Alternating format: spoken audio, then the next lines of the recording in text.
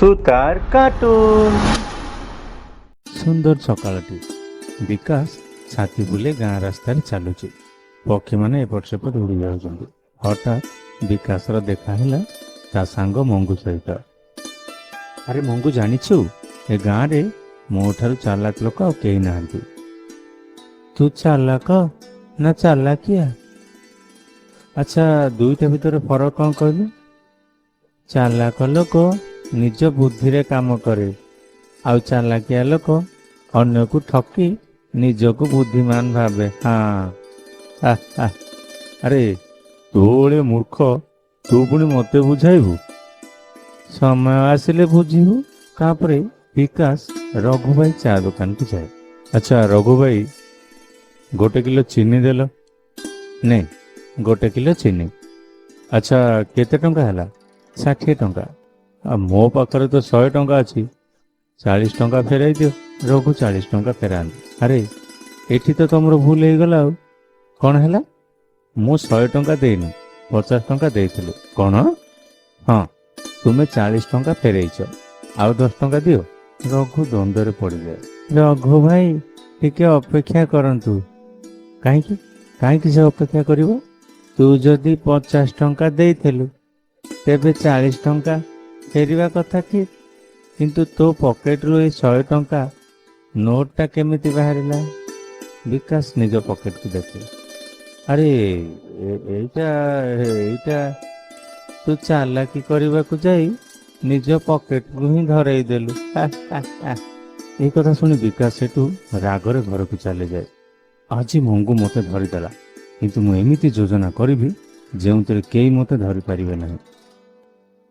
ପରଦିନ ହଠାତ୍ ଗାଁରେ ଘୋଷଣା ହୁଏ, ଯିଏ ଏଇ ଗାଁର ପୁରୁଣା କୂଅରୁ ସୁନାର ମୁଦ୍ରା ଖୋଜି ପାଇବ ତାକୁ ପୁରସ୍କାର ମିଳିବ। ବିକାଶ ଚୁପଚାପ ମନରେ ହସେ। ଏହା ହେଉଛି ସୁବର୍ଣ୍ଣ ସୁଯୋଗ। ଏହି ସୁଯୋଗ ମୁଁ କେବେ ବି ହାତଛଡ଼ା କରିବିନି। ତାପରେ ରାତି ହେଲା ପରେ ବିକାଶ ଚୁପଚାପ ଗାଁ କୂଅ ପାଖକୁ ଆସିଯାଏ। ମୁଁ ଆଗରୁ ଏଠି କିଛି ନକଲି ସୁନା ମୁଦ୍ରା ଲୁଚେଇ ଦେବି। କାଲି ସମସ୍ତଙ୍କ ସାମ୍ନାରେ ତାକୁ ଖୋଜି ବାହାର କରିବି। ସମସ୍ତେ ଭାବିବେ ମୁଁ ବହୁତ ବୁଦ୍ଧିମାନ। ଚୁପଚାପ ସେ ସୁନା ମୁଦ୍ରାକୁ ସେଠି ଲୁଚେଇ ବାହାରିବାକୁ ବାହାରେ। କିନ୍ତୁ ଏଇସବୁ ଘଟଣା ମଙ୍ଗୁ ଗଛ ପଛପଟେ ରହି ଦେଖୁଥାଏ। ଆଜି ତ ଚାଲାକିର ପରୀକ୍ଷା ହବ ରେ ବିକାଶ ଭାଇ। ପରଦିନ ଗାଁରେ ସମସ୍ତେ କୂଅ ପାଖରେ ଜମା ହେଇଥାନ୍ତି। ମୁଁ କହୁଛି, ଏଇ କୂଅ ଭିତରେ ନିଶ୍ଚୟ ସୁନା ଅଛି। ଆରେ ବିକାଶ, ତୁ ଏତେ ନିଶ୍ଚିତ କେମିତି କିରେ? ମୋର ଚାଲାକି ଆଗରେ ସବୁ ଦେଖିପାରେ। ବିକାଶ କୂଅ ପାଖରେ ଖୋଜିବା ଆରମ୍ଭ କରେ। ଆରେ ମିଳିଗଲା ସୁନା, ଏଇ ଦେଖ। ବାଃ, ବିକାଶ ତ ସତରେ ଚାଲାକ। ବିକାଶ ଗର୍ବରେ ହସିବାକୁ ଲାଗେ। ଆରେ ବିକାଶ, ତୁ ଯଦି ଏତେ ଚାଲାକ, ତେବେ ଏଇ ମୁଦ୍ରାଟାକୁ ଟିକେ ଦେଖେଇଲୁ। ମାଷ୍ଟର ମୁଦ୍ରାକୁ ହାତରେ ନିଅନ୍ତି। ଏହା ସୁନା ନୁହେଁରେ। ମାନେ କ'ଣ ହରି ମାଷ୍ଟର? ଆରେ ଏହା ତ ପିତ୍ତଳ। କିନ୍ତୁ କ'ଣ? ଏଇ ମୁଦ୍ରା ତୁ ନିଜେ ଗତକାଲି ଏଠି ଲୁଚାଇଥିଲୁ ଟି? ବିକାଶ ଚମକିଯାଏ। ତୁ ତୁ ତୁ ତୁ ସବୁ ଦେଖିଥିଲୁ?